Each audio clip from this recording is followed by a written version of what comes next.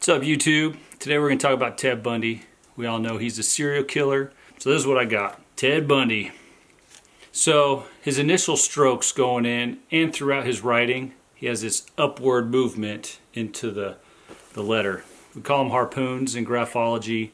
It's his anger, resentment of the past. Of course, he makes sense, right? Serial killer. There's got to be something wrong. Anger issues. Another interesting thing, and this ties into his drive and his sex drive, the lust and materialistic drive. In his Y loops, as he does his letters, there'll be a tremor or it's not a fluid movement. There's some angular tremor or dysfunction there. This gives the idea of fear when it comes to sex, anxiety, inadequacy in the bedroom, right? So you could see that in his writing. At the same time, he's got all this drive for it. So it's kind of a conflicting thing there. I want it, but I don't view it right. I don't process it right. And that also gives the unrealistic view or perception of women. That ties into that. Next, internal conflict. So because he has this strong drive, you'll see that his Y's and G's, when they loop, they start tangling in to the sentence beneath it. And so I interpret that as internal conflict. It pops up now and again with lots of people, but his is like almost everywhere. They're much more dominant than a person that has one or two on a page, showing some internal conflict. The logic doesn't make sense, and they've got to cope with that. Well, he's got a lot of it.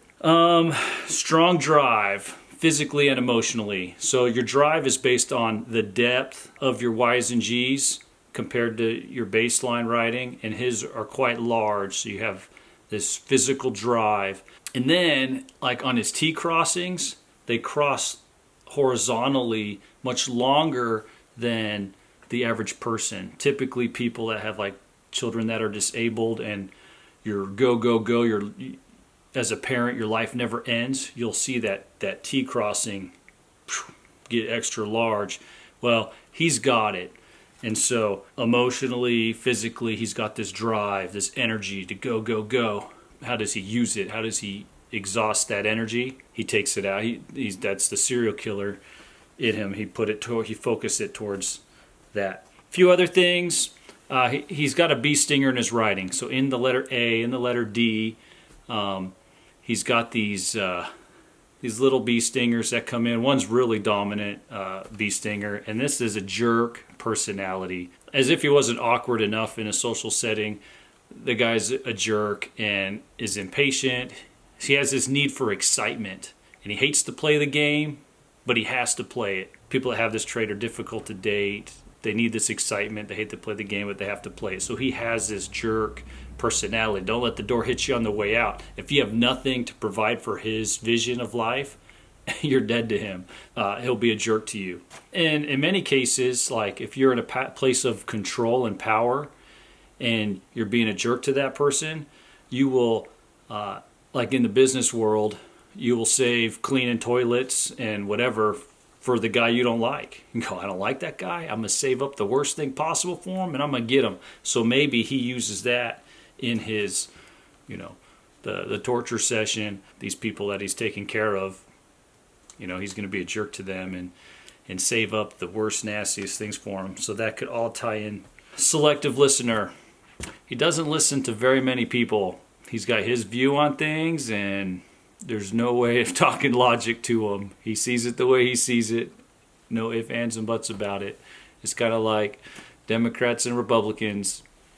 The one side sees it their way, the other side sees it their way, and they just butt heads. It's hard to find people that you can talk to and put it all together.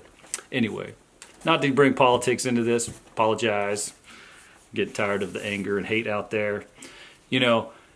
Okay, back to politics. I don't care what you believe in, but I want your love for humanity to outweigh your hate.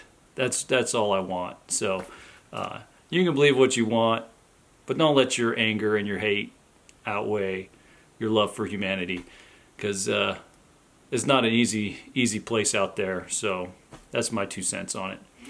Okay, trying to be non-political here. So he has a politician trait. It's not always dominant, but it pops up where he will tell you what you want to hear for your benefit, but it serves his benefit. Kind of a, how politicians lie to you or manipulate the truth. So he kind of tells you what you want to hear. So lastly, how does this make him a serial killer?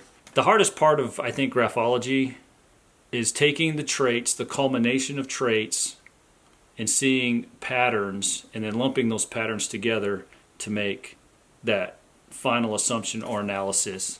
So just because you have depression and you have this and that doesn't always, by taking several traits, you're like, oh, now I have a solid suicidal person here, or one had some depression, one has this, one has that. You can start taking it together and making these forecasts. So how does Ted Bundy forecast to be a serial killer?